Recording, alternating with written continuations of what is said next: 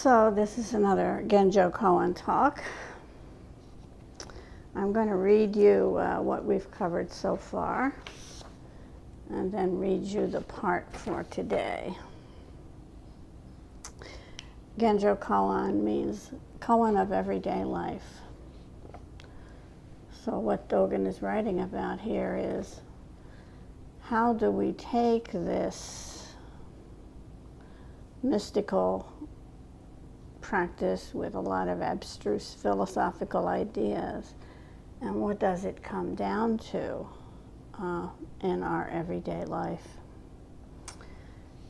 So when all dharmas are Buddha dharmas, there are delusion and realization, practice, birth and death, Buddhas and living beings.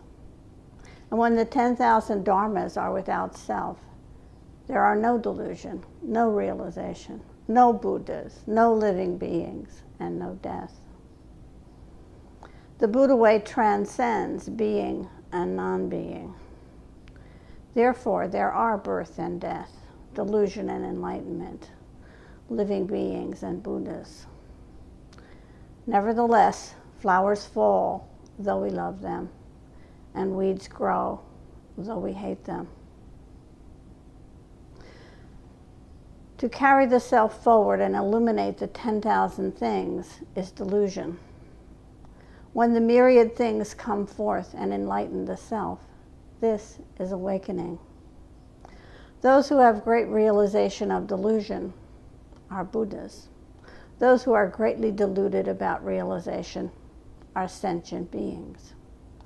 Further, there are those who continue realizing beyond realization, and those who are deluded throughout delusion.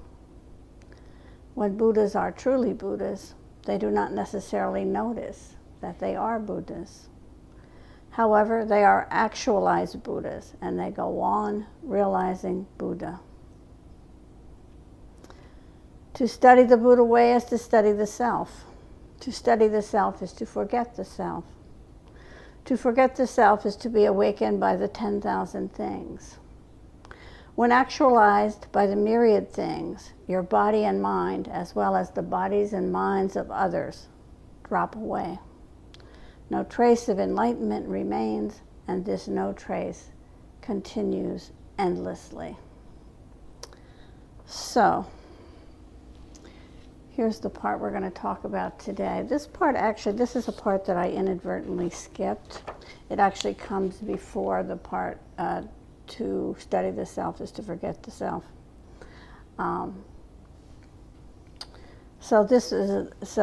Today is actually talk 3, and the one I gave at the session is actually talk 4. If you didn't hear the talks that led up to this, and you like to sort of catch up, they're online. You can play them there on our website. When you see forms or hear sounds with the whole body and mind, even though we are experiencing them directly, it is not like a mirror's reflection, not like the water and the moon. While we are experiencing one side, we are blind to the other side. So this section of Genjo Koan is only 2 sentences, mercifully short maybe. But the 2 sentences are very packed with Dogen-like and very condensed meaning and images. So that's what we're going to try to unpack today in this talk. The first sentence, when you see forms or hear sounds with the whole body and mind, even though we are experiencing them directly, it is not like a mirror's reflection, not like the moon and the water. So clearly the question here is, what does it mean to hear sounds and see forms with the whole body and mind? Dogen is using hearing and seeing here as a sort of shortcut. He's really talking about all the senses. So what he says about seeing and hearing applies equally to smell, taste, and sense of touch. He's talking about all senses. So the operative word here is whole. What does he mean by whole, body and mind? What Dogen is doing in this short little paragraph is contrasting the kind of whole body and mind seeing and hearing with how we usually think that we receive sensory input. Generally, what we think is there's an eye or any sensory organ, and there's an object, any sensory input, and that the sensory organ receives the image. And in modern science, we even know just how that image is received and how it travels to the brain and is interpreted. And the same is true for any other sense. We think of the sense and we think of the thing it's receiving. So, most often what we present as the Zen ideal is to get the interference from your thoughts and feelings out of the way, so that there's just simply receiving, nothing in between you and the image. Then it's said that the 10,000 things will be seen clearly just as they are. So however clearly and cleanly we see or hear, however unimpeded by interference by our thoughts and our emotions, our prejudices, our point of view, there's still the implication that there are two things. There's us, or the sense organ, and there's a form, an object. It doesn't have to be a physical thing to be considered an object. You know, in Buddhism, a thought would be considered a form, an object. An emotion, considered a thought, a form, an object. So this kind of receiving is what Dogen is comparing elsewhere in the sentence to like a mirror's reflection, like the water and the moon. Again, two things, a reflection of an object and something that is reflected.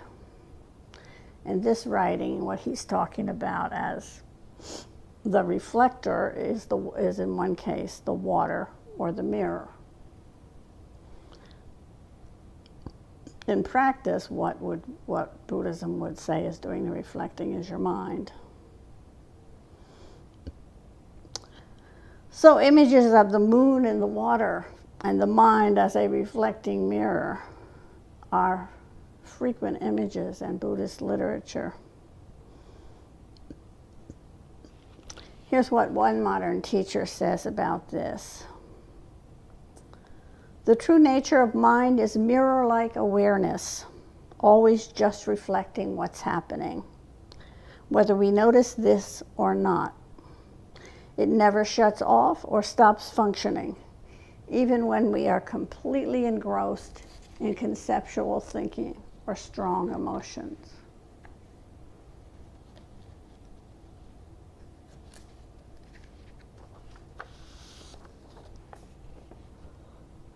A mirror just receives whatever object is placed before it, neutrally and naturally. It has no opinions about the object. The mirror doesn't prefer red over blue. I don't think they're talking about politics here. It doesn't discriminate among these things, and yet it doesn't block them out, reject them, or alter them in any way. It is just open receptivity without adding any commentary. The reflections on the mirror don't stick to the mirror, and the mirror doesn't have any lag time. When something is put in front of it and then taken away, the image doesn't stay there for a minute and then slowly leave. The mirror just immediately and spontaneously responds. effortlessly reflecting the next image without hesitation. It doesn't try to manipulate the situation, thinking, can we have just a little bit longer of that blue color?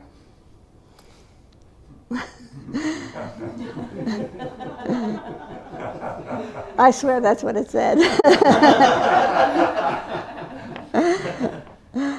And it goes on. So this is a very traditional, classical Buddhist view of mind as mirror. One of the very first and most famous uses of this mirror image is the exchange between the sixth patriarch, Hui Neng, and the head monk, Miao. They're both studying with the same teacher, and the teacher decides that he is going to give transmission to somebody, and he wants to test everyone's depth before he gives this transmission. So he decides on a poetry contest. The head monk is clearly in the running, right, because he's, the senior student in the Sangha. And Hui Neng is out in the rice shed sifting rice. He's like a newbie. So the head monk very confidently posts this poem on the wall. He says, "The body is a tree of wisdom. The mind is like a mirror bright. Polish it at all times, so that the dust will not alight." So that's a head monk's poem. Hui Neng wrote in response, he said, no, that's not right. And he wrote this: "The tree of wisdom does not exist. There is no stand for the mirror bright. Originally, there is not one thing. So where could the dust possibly alight?" So the head monk's poem presents seeing as a reflection, self and object, image and reflector. In terms of the poem, the reflector is the mind, which is compared to the bright mirror. Two things: mirror, reflection. The dust here is an image used to characterize whatever gets between us and the image. Thoughts, sensations, emotions, any distractions. The fact that these human experiences are seen as interfering with clear seeing accounts for his admonition to polish at all times, so that there will be less cloud to our seeing. So he's just saying, clean it up, get rid of all this dust, all these thoughts and feelings that you have, all these distractions. And then, the mirror, your mind, will just naturally reflect it clearly. So this is not whole body and mind seeing. The second poem represents one step on the way to how Dogen characterizes whole body and mind seeing. This poem is written from the point of view of emptiness. I think I made a mistake. The last poem was written from the point of view of the relative. There's mind. There's dust.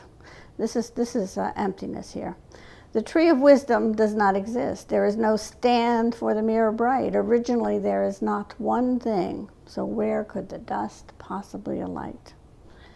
So the poem indicates that mind, which supposedly reflects forms, is empty. The forms are empty too. Thoughts, emotion, and sensations are empty. So what would be the point of polishing this emptiness, and why bother to try? There's nothing to be there anyway. So this point of view is what Dogen would call non-being, emptiness, the absolute. But remember that in the identity of the relative and absolute, it says to encounter the absolute is not yet enlightenment. So this is not the ultimate view. Dogen specifically says that whole body and mind seeing and hearing are not like a reflection.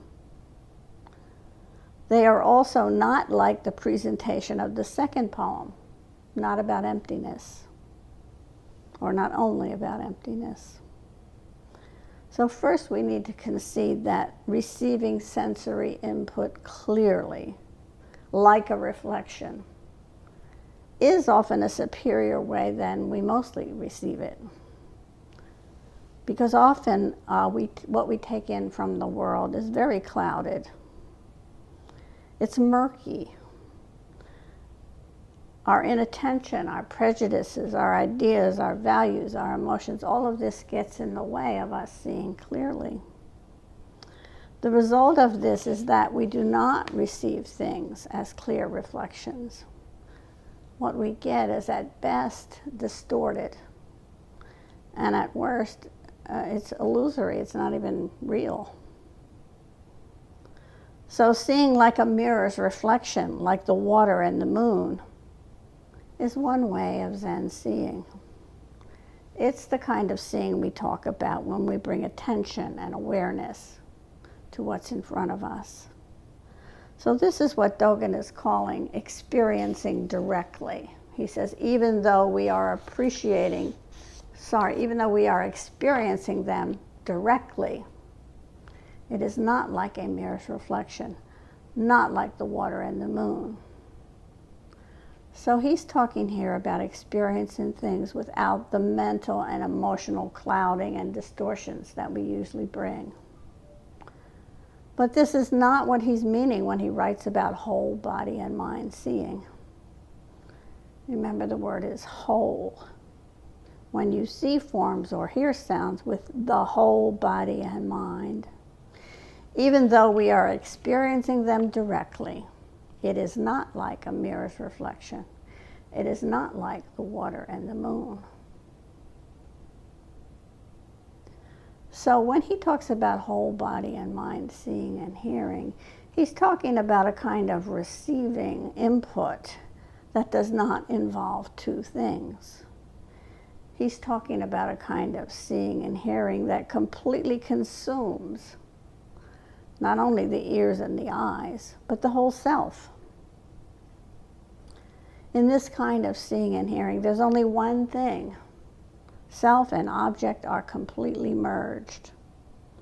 So we don't know where we start and the object begins. There's no impediment. The self becomes the object becomes the self. This is what Dogen means by seeing forms and hearing sounds with the whole body and mind. This way of seeing is what the Heart Sutra describes as no eye, ear, nose, tongue, body, mind. There is no ear because the sound itself is the whole universe. There is no eye because the image itself is the whole universe. But in the very next line of this short paragraph, Dogen is referring not to how it is when we see with the whole body and mind.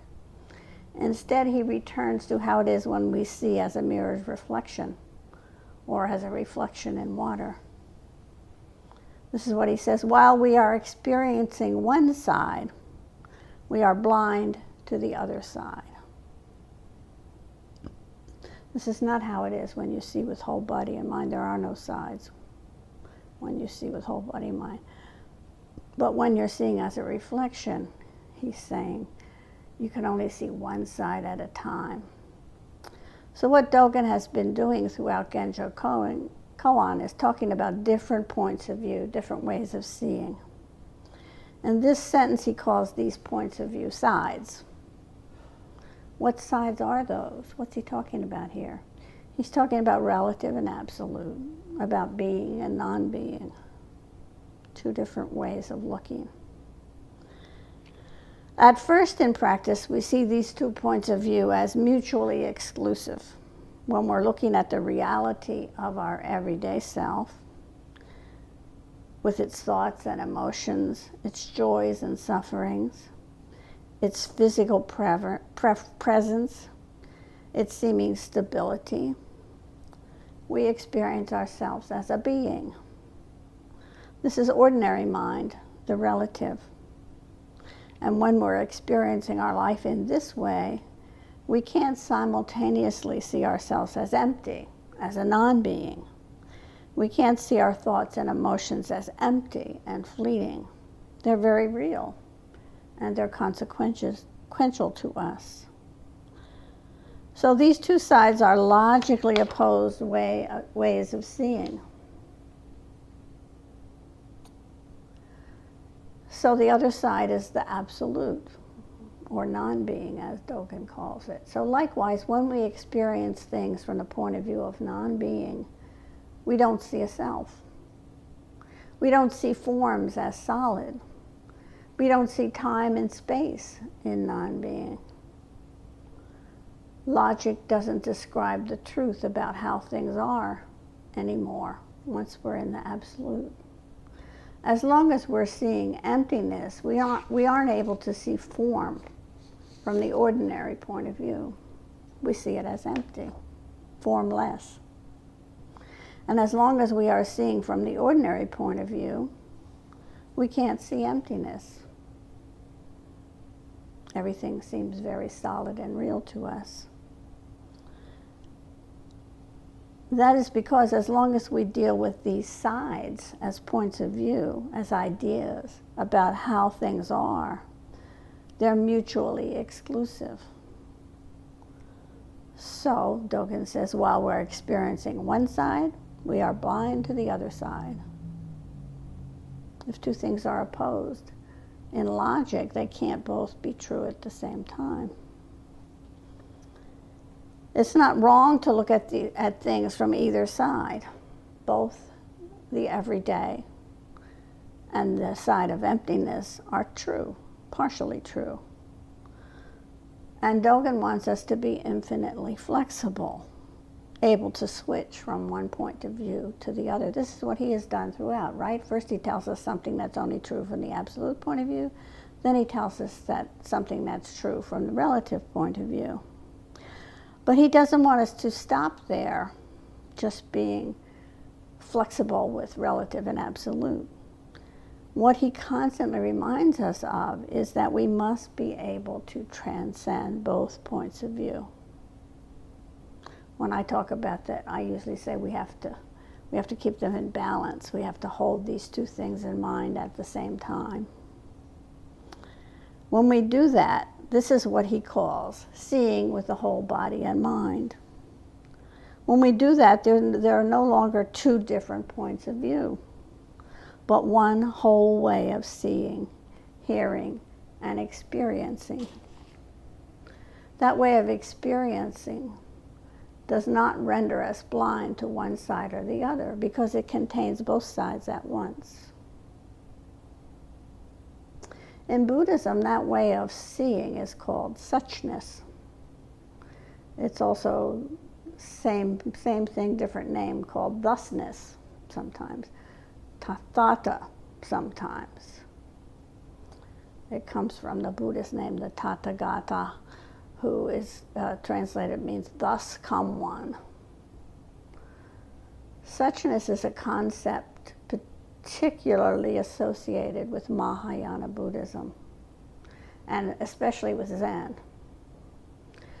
According to Zen, this concept was transmitted to Mahakayasapa from the Buddha in what we call the flower sermon. You all remember this. I've given talks on this koan. When, there's a gathering of followers, the Buddha's giving a talk, and instead of addressing the assembly, he holds up a flower, and everyone is silent, and only Mahakayasapa smiles. And that's meant to be the transmission to his successor, Mahakayasapa. So that holding up that flower and being silent is transmitting suchness, so they say. So I've talked about suchness many times before in many talks. And this is what Dogen is ultimately teaching as a way to overcome dualities. These dualities of absolute and relative are partially right and partially wrong. If you cling to either point of view, You're seeing something that's true about reality, but you're also leaving something out that's true about reality.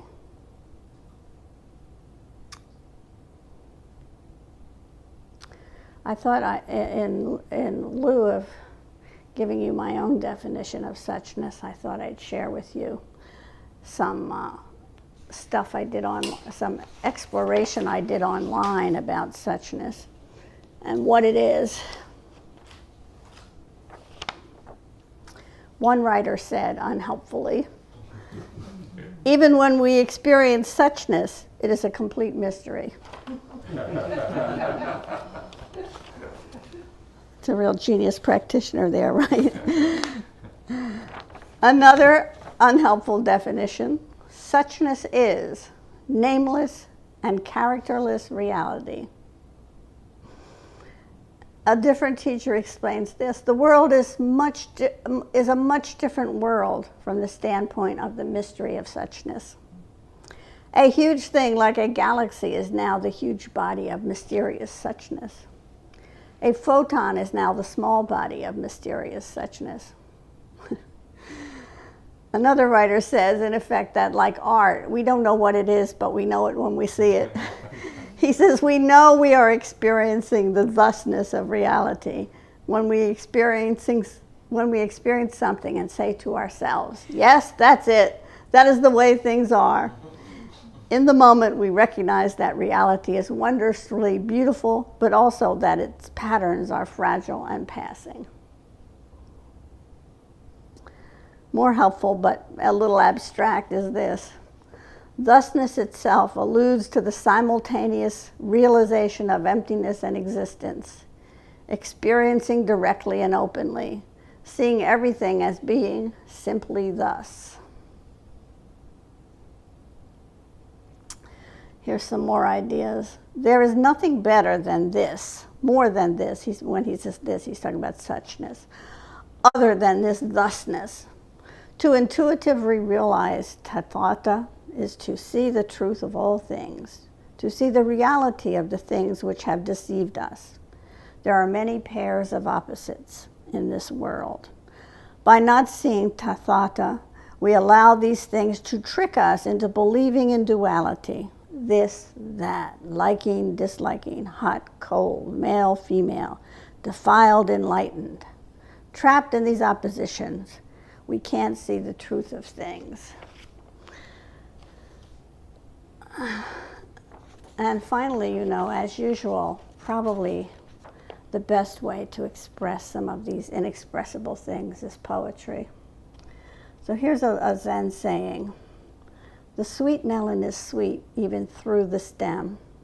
The bitter gourd is bitter even to the roots. The sweet melon is sweet even through the stem. The bitter gourd is bitter even to the roots. It's the perfect expression of things as they are in their particular individual being and in their expression as the universal. A perfect expression of seeing life whole, both the bitter and the sweet, and accepting everything just as it is. We certainly don't see this way all the time. But our practice is incomplete unless we see this way some of the time. So I don't mean, to make fun particularly of the people who have commented on suchness. They all say something that's correct. But it's the kind of thing, it's like, the Zen saying you have to drink the water yourself and know that it's cold. Same is true with suchness. You have to see it yourself to know what it is.